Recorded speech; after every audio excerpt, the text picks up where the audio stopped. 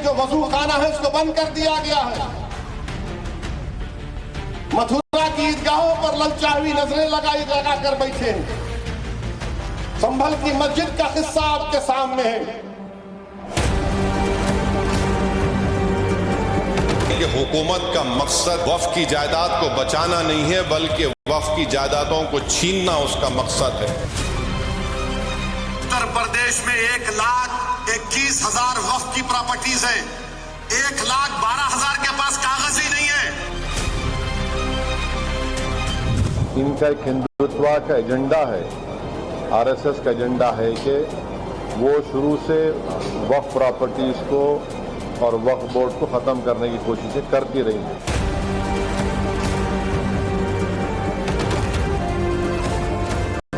जो आसार कदीमा के प्रोटेक्टेड मस्जिद के 100 मीटर नहीं बल्कि उसके 5 फीट के फासले पर आउटपोस्ट बना रहे हैं और वो आउटपोस्ट वक्फ की जमीन में बना रहे हैं।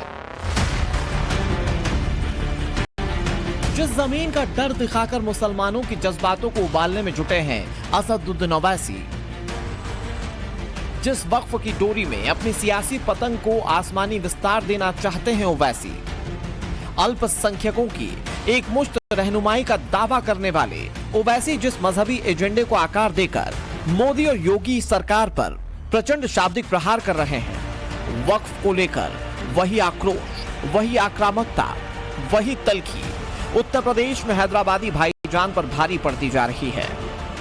सवाल है कि वक्फ पर ओवैसी का कागजी दांव कैसे उल्टा पड़ गया?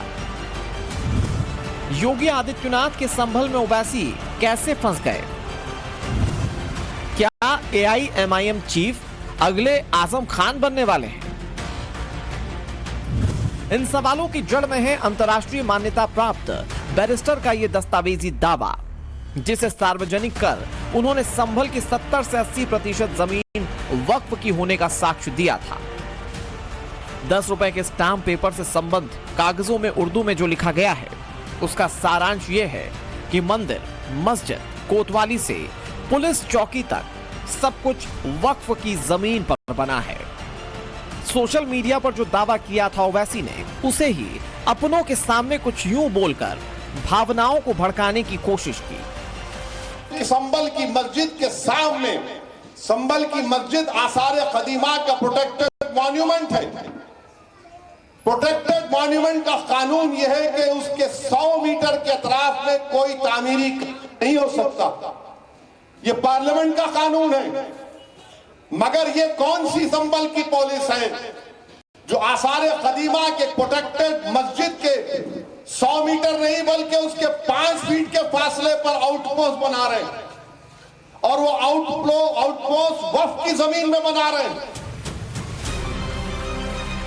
संभल की शाही जामा मस्जिद के सामने बन रही पुलिस चौकी को लेकर असदुद्दीन ओवैसी आक्रोशित हैं। उन्होंने बाकायदा एक्ट का जिक्र कर प्रमाणित करने की कोशिश की कि कैसे वक्फ की जमीन को सरकार कब्जा रही है। मुरादाबाद के 39A में वो वक्फ का दर्ज है, सुन्नी वक्फ बोर्ड में दर्ज है, वहां पर संभल की पुलिस बना गई। नरेंद्र मोदी गए थे कुवैत को, तो कुवैत के शेखों से बड़ा गले लपट के मिले। अब बुला के कुवैत के शेख को दिखाओ कि तुम्हारी हुकूमत यहां पर क्या कर रही है, क्या कर रही है उत्तर प्रदेश की हुकूमत, क्यों आउटपोस्ट बना रहे हैं संभल में, ताकि पीछे जो बाउली निकली है उसका रास्ता बंद करना चाहते हैं। ओवैसी जब बोल रहे थे तब वे संभल को लेकर बेहद आक्रामक थे। उनके शब्द शोले बनकर बरस रहे थे। वक्फ में कथित दखल से नाराज हैदराबादी भाईजान ने अपने ही अंदाज में सरकार पर वार किया। पुकार कर कह रहे थे, आज भी कह रहा हूं, वो वक्फ का बिल इसलिए लाया गया ताकि मुसलमानों से उनकी मसाजिद को छीन लिया जाए, ताकि मुसलमानों से उनकी दरगाहों को छीन लिया जाए, कब्रस्तानों को छीन लिया जाए, यतीम खानों को छीन लिया जाए। अब आपको दिख रहा है इनकी साजिश कि संभल की मस्जिद के सामने जो जमीन है वो वक्फ औलाद है, इसीलिए इस बिल में लाया गया था कि वक्फ औलाद को कमजोर करके रख देंगे। फिर उन्होंने दोहराया कि संभल में वक्फ की जमीन को कैसे सरकार कब्जाने की साजिश रच रही है। ओवैसी के कागजों के मुताबिक सत्यव्रत पुलिस चौकी, कल्की मंदिर, संभल की कोतवाली, संभल का मार्केट, शाही जामा मस्जिद और मस्जिद के आसपास की जमीन, ये सब कुछ वक्फ की जमीन पर है। दावे के मुताबिक करीब 5.5 किलोमीटर क्षेत्रफल में फैले संभल में 4 किलोमीटर जमीन वक्फ की है। असदुद्दीन ओवैसी के इन दावों पर समाजवादी पार्टी ने भी मुहर लगाई। देखिए, अगर असदुद्दीन ओवैसी साहब ने ये बात कही है तो किसी न किसी बेस के ऊपर कही होगी। देश के बड़े नेता हैं वो। अब अगर वो वक्फ की संपत्ति है, जैसा कि हमें भी हमारे सूत्रों से पता चला है कि वो संपत्ति वक्फ की संपत्ति है, उस जगह पे पुलिस चौकी बनाना मुनासिब नहीं है और न ही बननी चाहिए। जो तेजी दिखा रही है वहां पे पुलिस बनाने में कि ये अवैध तरीके से वहां पे पुलिस चौकी बनाई जा रही है।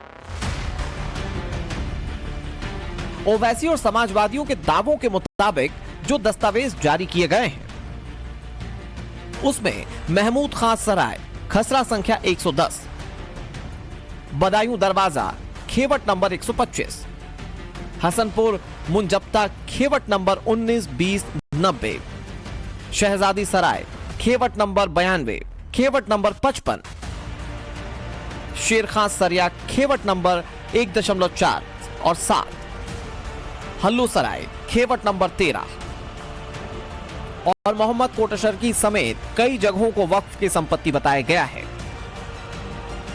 यही वजह है कि कागज सामने आते ही प्रशासन ने जांच टीम बनाई। पड़ताल शुरू हुई तो पता चला कि सारे दावे फर्जी हैं।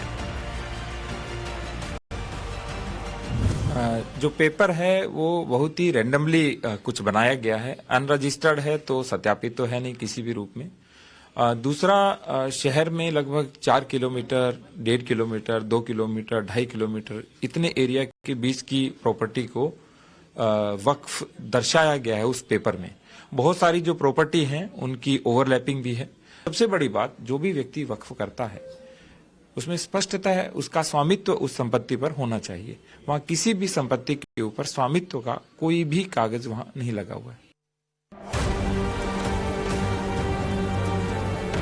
जो वक्फनामा जारी किया था ओवैसी ने, जिस वक्फनामे के आधार पर संभल का डाकघर, जिला अस्पताल, तहसील, कचहरी, नगर पालिका दफ्तर यानी कमोबेश सब कुछ वक्फ की जमीन पर है।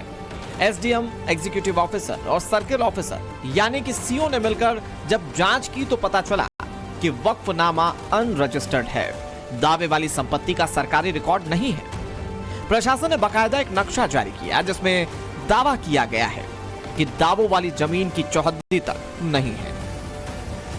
जिस जगह पे हम अभी खड़े हैं ये दरअसल शाही जामा मस्जिद का रास्ता है, शाही जामा मस्जिद का एरिया है और ये चौकी है जिसकी बात की जा रही है। अगर इस एरिया को भी देखेंगे आप तो देखिए ये रास्ता शाही जामा मस्जिद है, आप देख सकते हैं यहाँ पे लिखा हुआ है। ये मकान संख्या 14 है, ये देखिए ये मकान संख्या 13 और ये मकान संख्या 13 यहाँ पे आप नजर आएगा आपको। और इस एरिया को अगर बेस मान लिया जाए तो एक कोट शर्की का इलाका है और ये शाही जामा मस्जिद की तरफ का रास्ता है। इस पूरे एरिया को वक्फ बताया गया है, लेकिन यहाँ पर देखिए चौहद्दी ना मिलने होने के कारण यहाँ पर जो दूरी है ये यहाँ पर नहीं नापी जा सकती है। तो आप समझिए यहाँ पर कि इसकी जब चौहद्दी ही नहीं है, जब इसका पूरा एरिया ही नहीं है, तो आखिर इसको किस तरीके से वक्फ की प्रॉपर्टी जो लोग दावा कर रहे हैं वो यहाँ पर बता रहे हैं। अपनी पड़ताल पूरी करने के बाद संभल प्रशासन की शिकायत पर धोखाधड़ी का केस दर्ज कर लिया गया है। जो जांच रिपोर्ट कमेटी द्वारा दी गई है उसके आधार पे एक अभियोग जो है वो थाना कोतवाली के अंदर वर्तमान में पंजीकृत कराया जा रहा है और उसके बाद में जो भी विधिक कार्रवाई सुनिश्चित की जाएगी।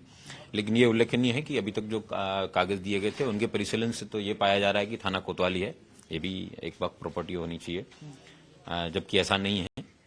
ये 1905 में बनी बिल्डिंग है। यूं तो जो केस दर्ज किया गया है प्रशासन की ओर से उसमें किसी का नाम दर्ज नहीं है, लेकिन सार्वजनिक मंच पर यह दर्ज है कि जिन दावों को फर्जी बताकर एफआईआर दर्ज की गई है उसके रचनाकार असदुद्दीन ओवैसी हैं। उन्होंने सोशल मीडिया पर एक के बाद एक पोस्ट किए, योगी सरकार पर प्रहार किया, फिर उसका कैमरे और अपनों के सामने कथित भ्रामक प्रचार प्रसार किया। वक्फनामे की कानूनी विश्वसनीयता को चेक किए बगैर उन्होंने ये सब किया, या फिर अपनी सहूलियत के मुताबिक सियासत को आकार दिया। ये बड़ा सवाल है, क्योंकि जब से वक्फ संशोधन विधेयक का जिक्र हुआ है तब से उनकी तलखी बढ़ गई है। खुदा के नाम पर वो कुछ यूं तकरीर करते रहे हैं। ये अगर कानून बन जाएगा, उत्तर प्रदेश में 1,21,000 वक्फ की प्रॉपर्टीज हैं, 1,12,000 के पास कागज ही नहीं है। वक्फ यूजर खत्म हो गया तो जायदादें कौन लेगा? वो जायदादें कौन लेगा बताओ? तुम्हारे पास लीगल उसके ऊपर इख्तियारी नहीं होगा, कोई भी घुस जाएगा। वक्फ यूजर निकाल दिए। लेकिन अब संभल में वक्फ की जमीन के दावों पर वे घिरते नजर आ रहे हैं। हालांकि उन्होंने इसको लेकर वहां के डीएम एसपी सबकी निष्ठा पर प्रश्न चिन्ह लगाकर खुद को बेदाग साबित करने की कोशिश की है। वहां पे कलेक्टर साहब बोल रहे कि नहीं हमारे को कोई कागज दिखाई नहीं। अब कलेक्टर साहब आपको जो दिखना चाह रहे आप देख रहे, जो नहीं देखना चाह रहे नहीं देख रहे। आप जो आपको बीजेपी योगी बोल रही है वही आप देख रहे। मगर 95 एक्ट के तहत सुन्नी वक्फ बोर्ड के मुरादाबाद में 39A में जमीन रजिस्टर्ड है। मेरे अजीज दोस्तों और बुजुर्गों, अपने इत्तेहाद को मजबूत रखिए। संभल को लेकर ओवैसी के दावे इसलिए भी सवालों में हैं, क्योंकि पुराणों में इस शहर के सनातनी होने का साक्ष्य है। योगी आदित्यनाथ सदन में खड़े होकर संभल के 22 कूप और भविष्य में कल्कि अवतार का दावा कर चुके हैं। योगी के दावों के मुताबिक लगातार कूपें मिल रही हैं, बावड़ी मिली है, कब्जाए हुए तीर्थ क्षेत्र मिल रहे हैं, और इन सब के बीच ओवैसी विवादों को विस्तार देने में जुटे हैं। इससे बीजेपी उन पर हमलावर है। देखिए, कानून अपना काम करेगा। योगी आदित्यनाथ जी की सरकार में जहां पर पुलिस चौकी स्थापित हो रही थी, कहीं भी दंगाई अपराधियों के लिए जो शरण स्थली बन जाएगी वहां पुलिस चौकी की स्थापना जरूरी है। कानून प्रशासन अपना काम कर रहा है, और जो लोग गलत तरीके से उसको रोकने की कोशिश कर रहे हैं, गलत दस्तावेज प्रस्तुत कर रहे हैं, कूट रचित दस्तावेज प्रस्तुत कर रहे हैं, उनके खिलाफ पुलिस कार्रवाई कर रही है। सिर्फ ओवैसी ही नहीं, उनके वक्फ वाले दावों को समाजवादी पार्टी ने भी एंडोर्स किया था। यही वजह है कि संभल प्रशासन के एक्शन पर समाजवादी कैंप में भी खलबली मची हुई है। सीधे सीधे जो है जमीन कब्जा करने का मामला है, और अगर वक्फ बोर्ड का कोई एग्रीमेंट है, वक्फ बोर्ड भी सरकार का है। अगर उत्तर प्रदेश की सरकार का वक्फ बोर्ड ने कोई ऑफिस उनको लीज पे दिया हो, किराए पे दिया हो, या कोई ऐसी बात हो, तो ये बात को कुछ समझ में आनी चाहिए। बचाव कितना भी करें, कुछ करें, मगर समाजवादी पार्टी और ओवैसी दोनों के दावे सवालों में हैं। हालांकि योगी आदित्यनाथ कई बार ओवैसी की मंशा पर चोट करने की बात कह चुके हैं। हर व्यक्ति जानता है कि ओवैसी समाजवादी पार्टी के एजेंट बनकर के प्रदेश में भावनाओं को भड़काने का कार्य कर रहे हैं, लेकिन उत्तर प्रदेश आज इस दिशा में आगे बढ़ चुका है। अब दंगा नहीं, दंगा मुक्त प्रदेश के रूप में उत्तर प्रदेश की पहचान है। योगी आदित्यनाथ की इस प्रतिबद्धता के बीच असदुद्दीन ओवैसी पर संभल को सुलगाने का इल्जाम लग रहा है। वोट के लिए वक्फ के नाम पर मुसलमानों को भड़काने के आरोप लग रहे हैं। मुस्लिम परस्त राजनीति करने वाले असदुद्दीन ओवैसी यूपी के 20% अल्पसंख्यकों के बीच अपनी पकड़ मजबूत करने की कोशिश कर रहे हैं। लेकिन इस कोशिश में इस बार वो सवालों में है, क्योंकि ओवैसी के दावों के साथ ही सोशल मीडिया अलग रंग में दिखने लगा है। बिना जांच पड़ताल ही वक्फ की जमीन पर संभल के बसने का दावा किया जाने लगा, भड़काऊ बातें होने लगी, और इन सब की जड़ जिस तरह ओवैसी तक पहुंच रही है, उससे सवाल उठने लगा है कि क्या योगी आदित्यनाथ के संभल में ओवैसी फंस गए हैं? क्या AIMIM चीफ अगले आजम खान बनने वाले हैं?